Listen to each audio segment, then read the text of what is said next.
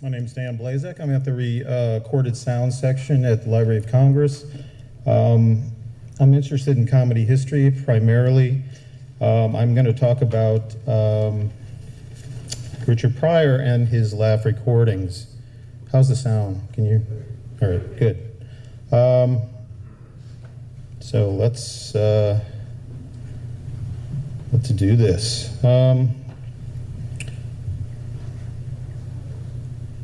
Now, if Richard Pryor is the Picasso of comedy, I would say the Laff recordings are much more Monet. Essentially, if you know Monet, he did haystacks, he did lily pads, and he did them from different times and different places, and you get different colorings and different shades, and you get to see from different angles the artistry of the work. And okay, well, it's not quite Monet, but it's very interesting. So what I have is a kind of an explanatory background here. It's a set to the music of Marvin Gaye's it's from the album What's Going On. It's actually it features the music of Right On, which was an inspiration to Richard in one of his many transitional periods.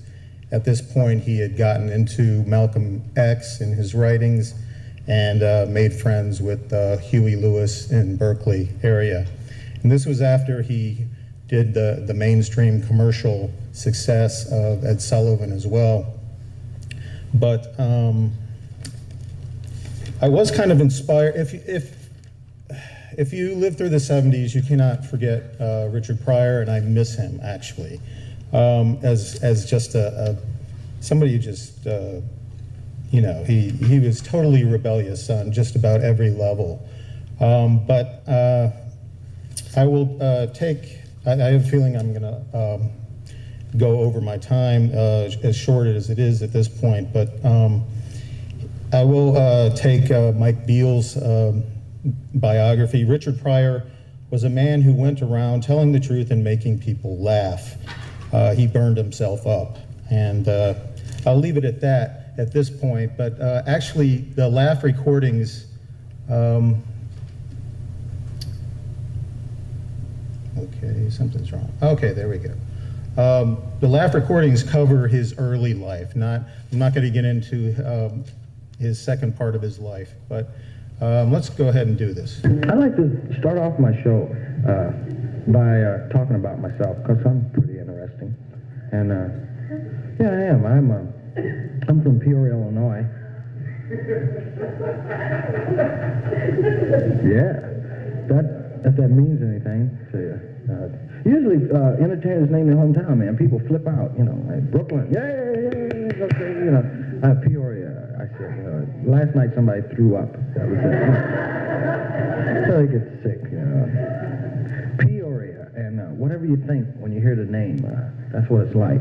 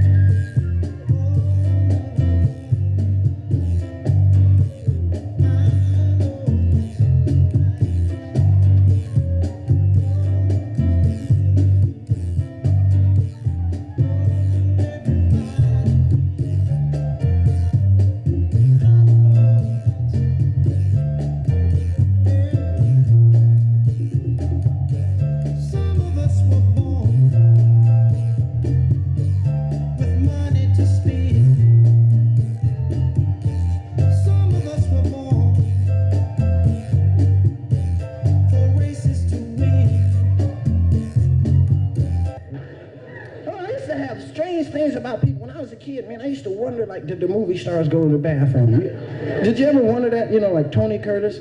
I couldn't imagine Tony Curtis going, I thought maybe, like, he had somebody go for him. Right? You know what I mean? Like, I knew, like, John Wayne goes to the bathroom. I know, like, John Wayne, I'm gonna go poo-poo.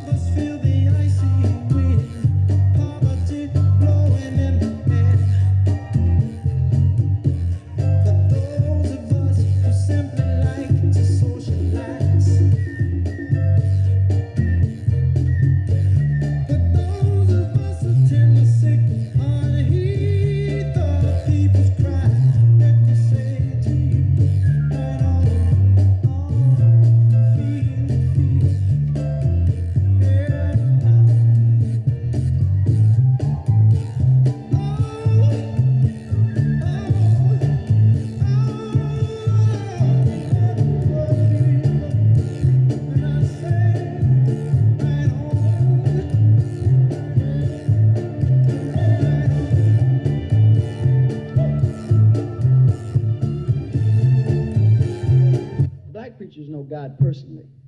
What you gonna do? You know, I first met God in 1929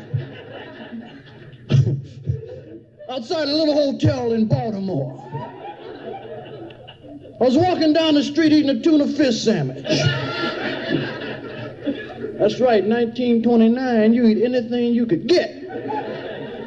And I heard this voice call unto me.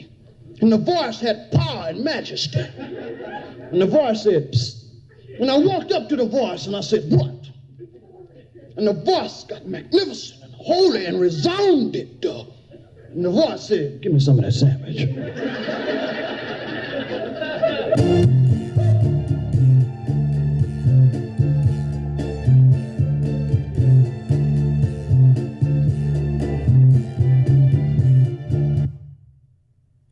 Okay, wait a minute. Craps was not his first album. I have to talk a little bit about his first album, which was released 2 years before Craps. It's actually a very good album, but Richard didn't like it. He thought it was watered down by his manager. He had actually gotten a 2-year contract with Dove Reprise, but he pistol whipped his manager over money. And a surprise, surprise, he lost his contract with Dove Reprise not to do a second album. So David Rosen didn't know it, but he signed Richard, having attacked his last producer, essentially.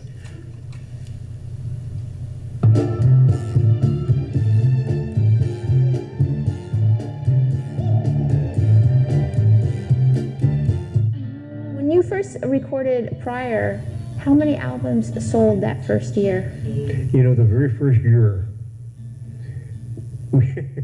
we gave Pryor a fairly healthy advance for back then. And we manufactured, I think, probably 5,000 LPs at that time and shipped to our distributors. And for 8 months, not one reorder. And it wasn't feeling like a good decision. Yeah. And then one day the phone rang. And it rang, and it rang, and it never stopped ringing.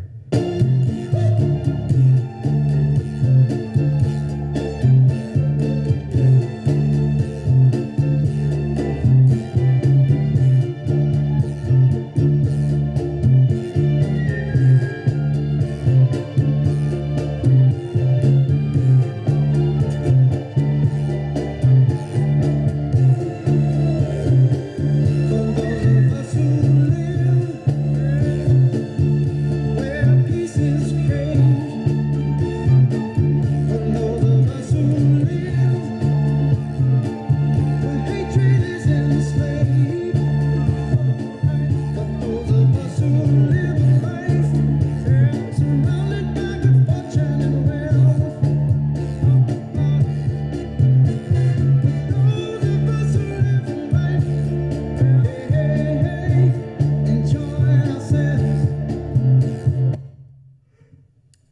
the crutch of why I did this, is that there was no ratings, there was really no description on the Laff albums that Pryor had done that I could find in any really written critiques.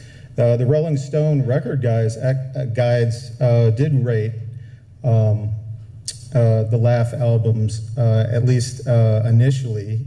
Nowadays, they're not in there. They don't do comedy in the book guides. But Dave Marsh actually was changing his ratings from the red book to the blue book, if you know those guides, those Rolling Stone guides. But I will say the material is not bad. I mean, it's Richard Pryor. How bad could it be? Most of it is better than other comedians could do, you know, with a lot of effort.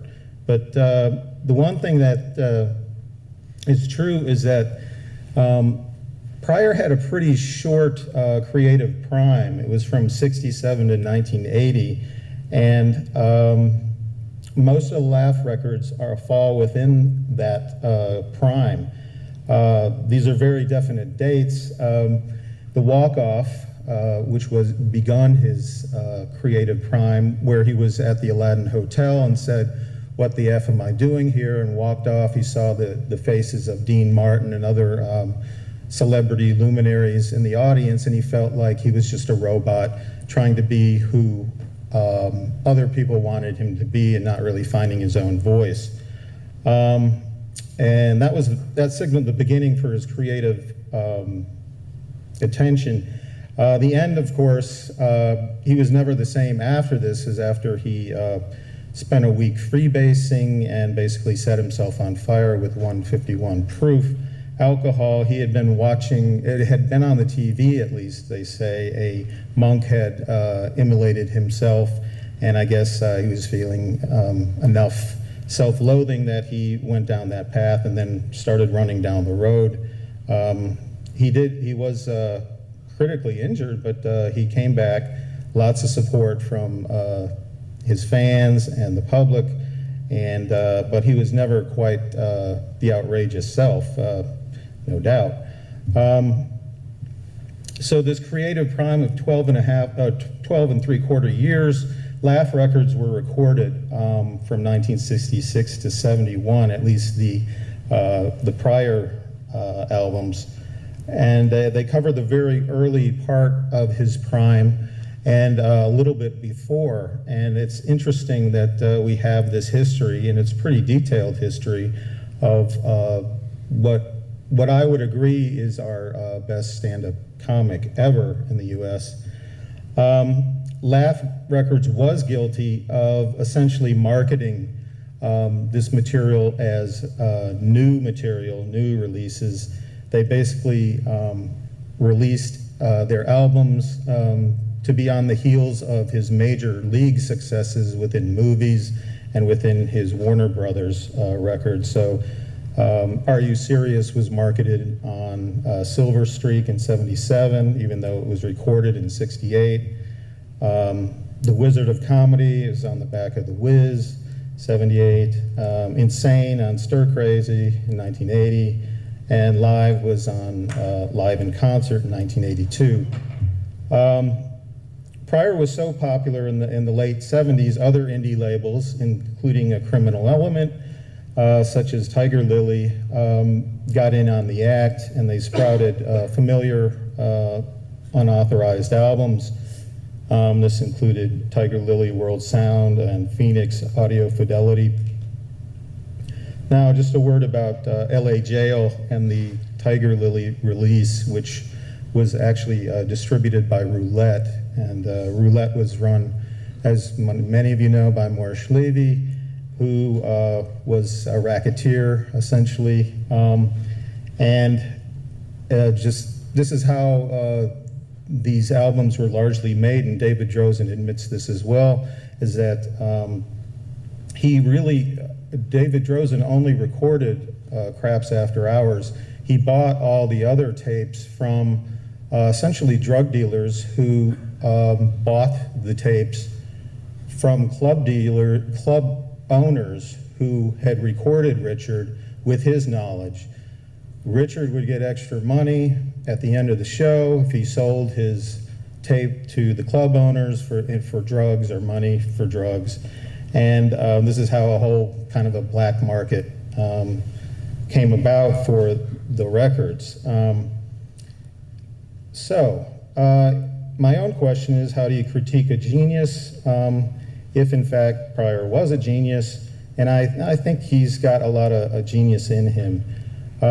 I came up with 5 points. How much of Laff Records is unique? There is a lot of repetition and a lot of overlap within the records. How much material is superlative? There's some excellent stuff in it. How much material is derivative? There's some of that as well. Technical limits, the audience, the sound, the editing, what are we dealing with there? And the most important question, how funny is it? And that is something that you really can't measure objectively. But I tried to be as objective about this as I could. How much Laff material is unique? And this is what took me over a year, this and the next question. Because basically what I did is take each track and boil them down to, is this joke on another album or not? And I did this in a time sense. But as early as 1973,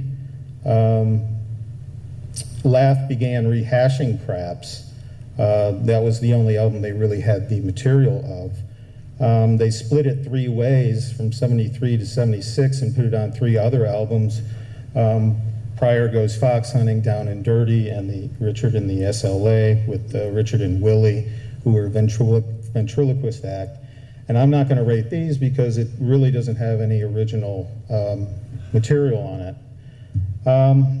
Another one that's not rated is Blackjack because it's just another rehash of Craps. Showbiz is a rehash of Black Ben the Blacksmith. The Very Best Of is, of course, the rehash. And as far as the two of the other indies, Richard Pryor live albums, this is the same album from World Sound to Phoenix Audio Fidelity. So I really only included the World Sound one, which came out in '77.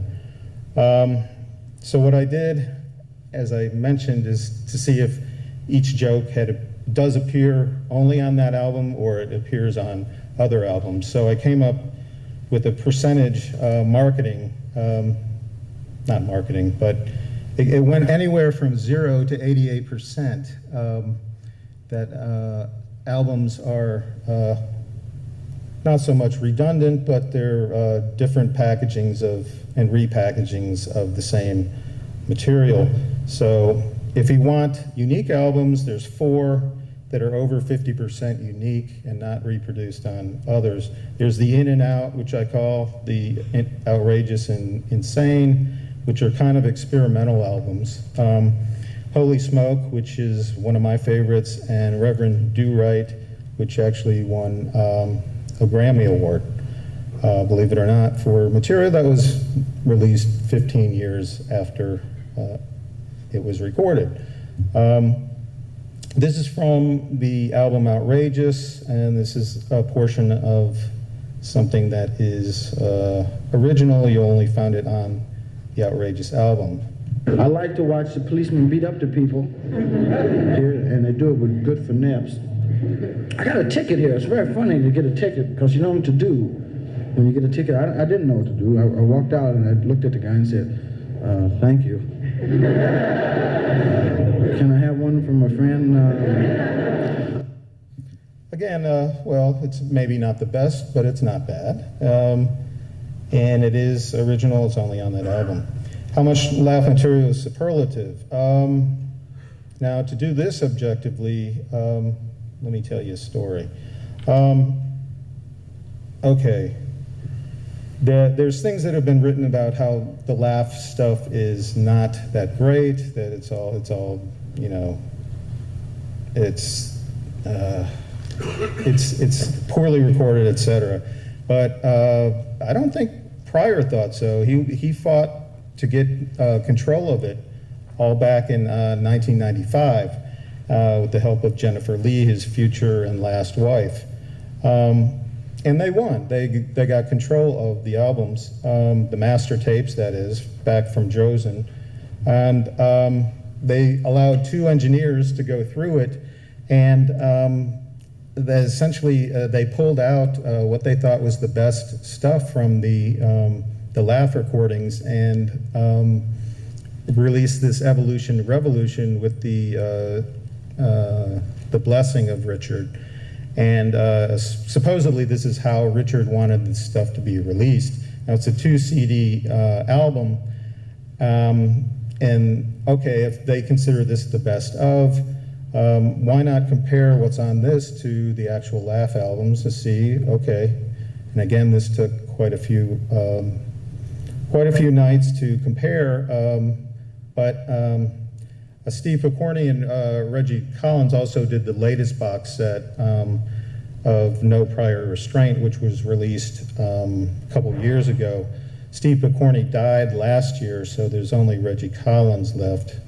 But again, comparing Evolution Revolution to the Laff albums, you get anything from 2% to 100%. They reprinted, they published 100% of the Craps album on Evolution Revolution. And now this doesn't necessarily mean it's a bad album, holy smoke, 2%, but it does indicate how much they considered this stuff to be indispensable or not. So there was, and actually there's about 7 albums that are over 50% on Evolution Revolution. Another indication is that there were 4 albums that were nominated for Grammys. One won, I already mentioned, that was Reverend Do Right. So that's another indication. If you put those all together, there's only a few that are left. There's the In and Out albums, and then there's the first album, which really wasn't covered by the their project anyway. And there was also the LA Jail album, which actually is a good album. It's fairly cohesive. It was probably the only thing Morris Levy had on Richard, so he didn't really edit it up. But the In and Out albums, maybe not the most superlative of materials. I will play a portion of the Reverend Do Right, the track, which I think is by far the best track on this album. You can just hear that this is one person, this is Richard, and he, to me, totally sounds like a woman, totally sounds like a reverend, and he just excelled at doing these scenarios. Bless his heart, the right reverend, he put his mighty hand on my nose, and he said some wonderful words. And he took his hand away, and my nose fell off.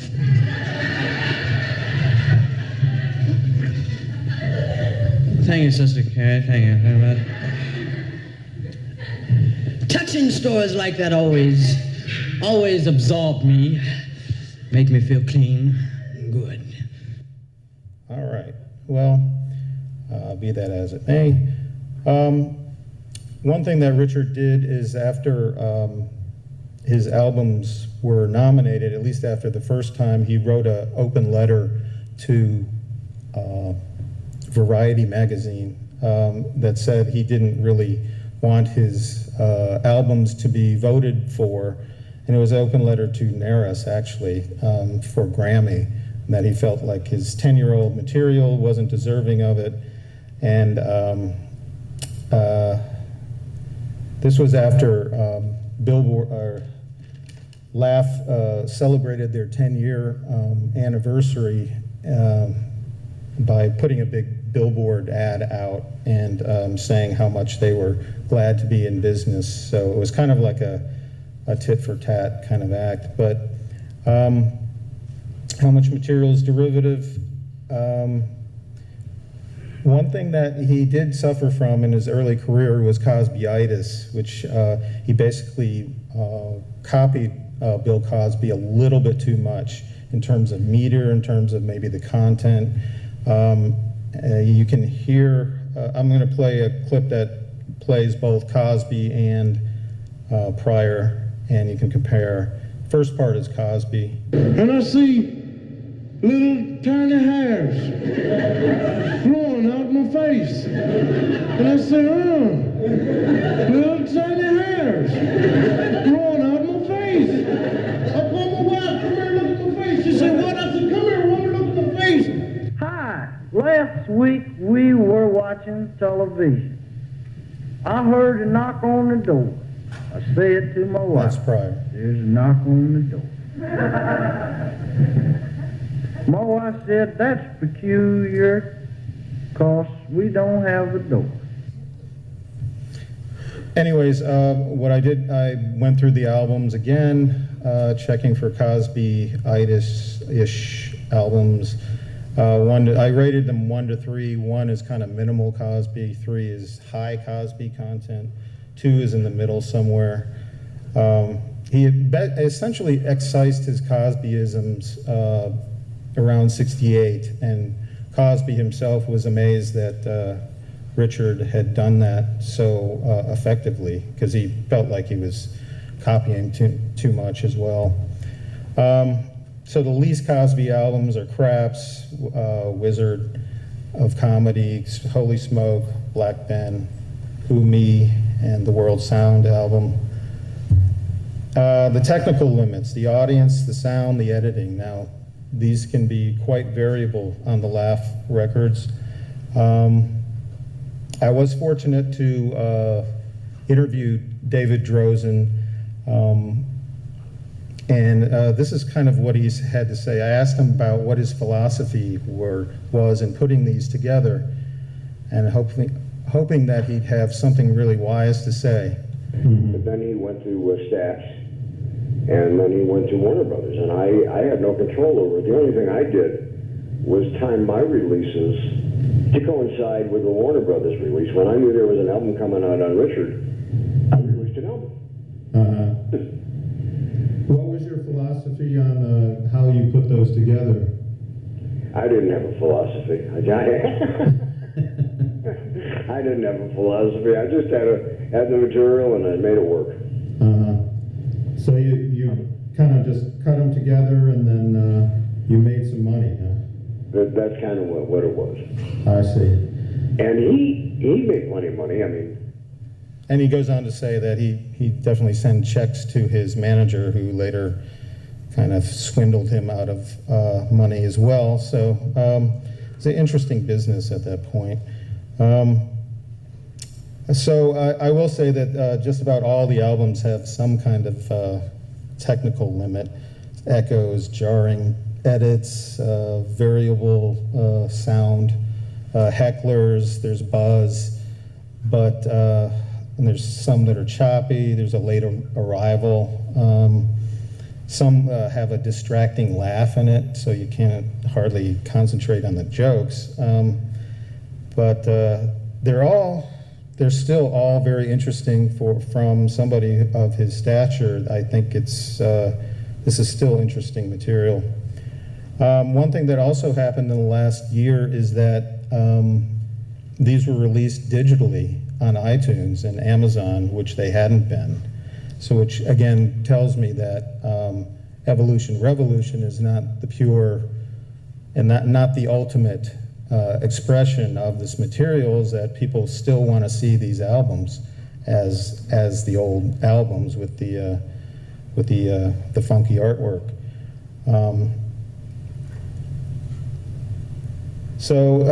Final thing, is it funny? I think so. And my favorite, probably Holy Smoke. So I spent a year to prove to myself that I liked Holy Smoke, and I did a good job, I thought. He mainly does crowd work on that album, which is why it's not, which means he doesn't have preset material. He's just kind of interacting with the crowd, and I find it very funny. And it's not really reproduced elsewhere. There are some that are just kind of weird, like who's that? Who me? I'm not him. And outrageous and insane are kind of more experimental.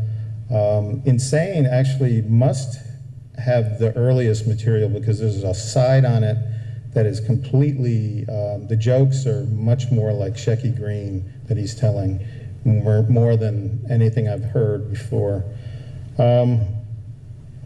So the rating system, this is based on a 4-star rating system as it is done in the gold mine standard. 3 is considered good. 4 is considered indispensable, but the way he rates, the way Ronald L. Smith rates, is that he hardly gives anything a 4-star. He'll give a 3-star for things that are actually very good. Rolling Stone has a 5-star rating system, which I think works a little better, but I had to stick to the 4-star because I wanted to be consistent with what I was missing here. The one I rated lowest was Reverend Do-Right, because I think there's only really one track, and that's Reverend Do-Right, that I think is really exceptional. 2 stars is considered fair. So a lot of them are between 2 and 3 stars, which is better than fair and not quite very good. But I would say that a lot of them are have some interesting material on them. So I'm going to play, actually this only has 2 bits of commercials. This is from Holy Smoke. Tell me what you think. There's one kid on television. He's really great, though. He really is, you know, but he can't beat his friend at anything, you know, except brushing his teeth. A real idiot child, you know, walks around with toothpaste in his mouth, and he reads his lines beautifully, you know. I never could be Billy Joe in anything. Billy Joe can run faster than me, he can swim faster than me, Billy Joe can do everything faster than me. But one day I got my chance. I caught him asleep, took a baseball bat, and damn near killed him. And they have another where they get real dramatic, you know, and they play it up real big. Guy goes, I don't know why I can't get dates with boys. Maybe it's my breath. Could be, Harvey.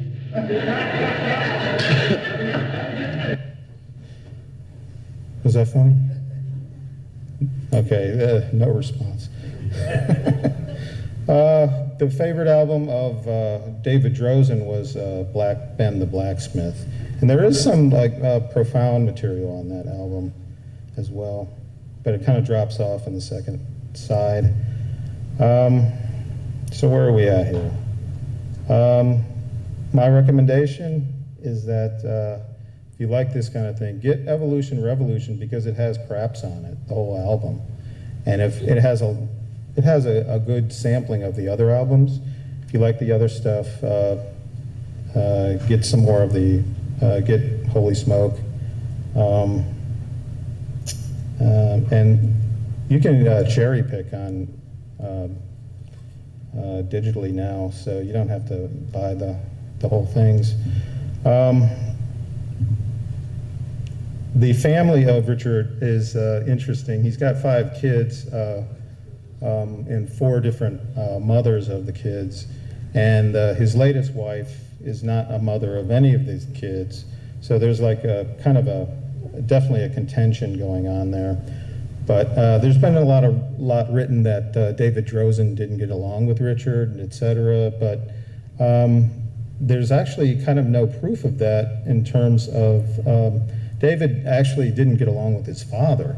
Laff Records ended, they broke up, I guess they wound up suing each other. And David Drozen is still doing comedy, still recording for Uproar Entertainment. In fact, he's recorded Brian Regan and John Panette and a lot of other comedians. And in fact, I might be joining him for some kind of recording just to, I'd like to see how he does it. And he said on the East Coast, he's gonna let me basically write about what he does. So I'm looking forward to that. He's a nice guy, actually. And I can speak well of him also in that Rain Pryor, the daughter, one of the daughters of Richard,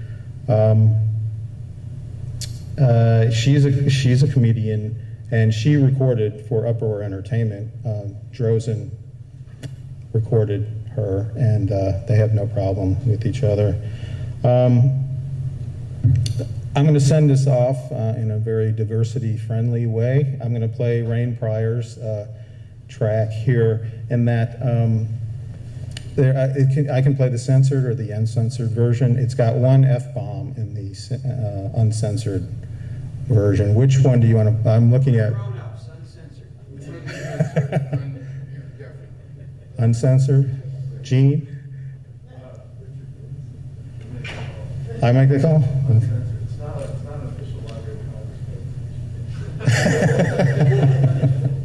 Oh, okay.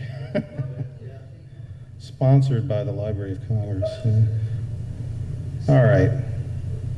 This one talks about family life with Richard. That's the F word. What's that? Family is the F word.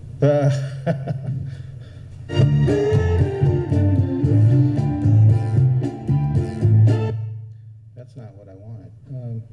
There we go. I know you guys want to go. Let's see. Just have to hit it once. And Dad was a little bit of a narcissist, you know, but he also loved to hear his kids' opinions about him as a comedian. And so he asked my brother, he's like, so Junior, who is your favorite comedian? And my brother's like, you, Daddy, you. And he became a drag queen. And, but he's fierce. He should take over Vegas. And then he gets to my sister and he's all, so Lizzie Dizzy, who is your favorite comedian? And my sister's like, you, Daddy, you. She got the trust fund. No, really, she didn't get the trust fund because I told you the hookers got it. And she hates when I tell people that too. And then he gets to me and he's like, Rain, my little Rain, who is your favorite comedian? Steve Martin, Daddy, Steve Martin. Well, let's see if Steve Martin buys you any fucking Christmas presents this year. Thank you guys so much. Hope you had a good night. Thank you.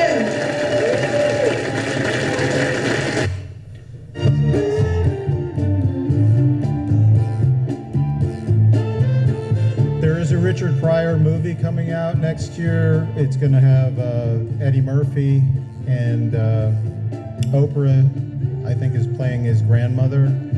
Also, I did just come back from Peoria. They put a statue of Richard Pryor in Peoria just last year, and I'll show you a couple pictures of that if you're interested.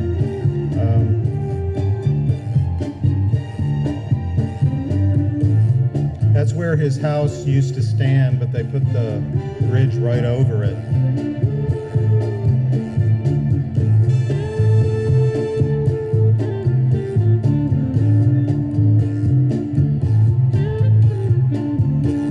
Historical Society has a photo of him right outside. That's his first commercial photo.